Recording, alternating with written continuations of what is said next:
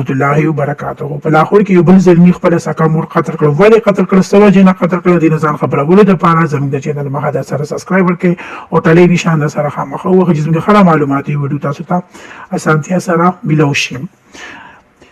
دا واقع په لاهور کې مخې ته راغلی ده. دغه ښځه چې کومه زوی قتل کړې ده دغه بس سټیج ډرامو کې کار کولو د دغه نوم سمینا خټک دی.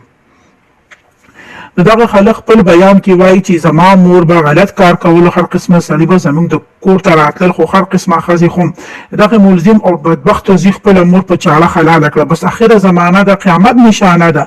دا خلک وایي چې ما خو په غیرت په نوم قتل کړه. بس نن سبا خلک اولاد د خپل مرګ دپاره راوړي چې غټېږي به او خپل خوږې میندې به وجني. اوس خو دې خلکو عام کړله د مور قتل. دا قاتل په خپل بیان کې وایي چې مور به مې نشه هم کوله او په جنکو باندې به یې ګنده کارونه هم کول او په هغوی به یې پیسې اخیستلې.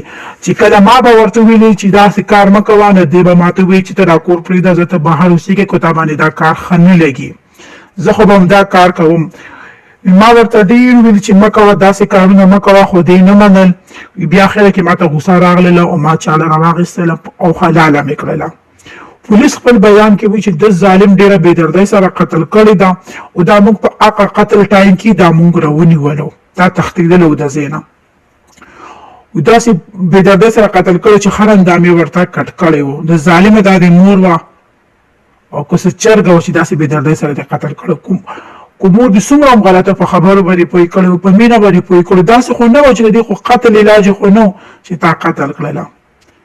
خدای بس اخیری وخت دی، قیامت نشانی دی، بس زامن راپاسی چې هر دوه مرز باندې راپاسی او زوی او خپل مور قتل کوي. که دا ویډیو مو خوښه شوي وي زموږ د چینل مخه در سره سبسکرایب کړئ، ټلې نشان در سره خامخا ووهئ. والسلام.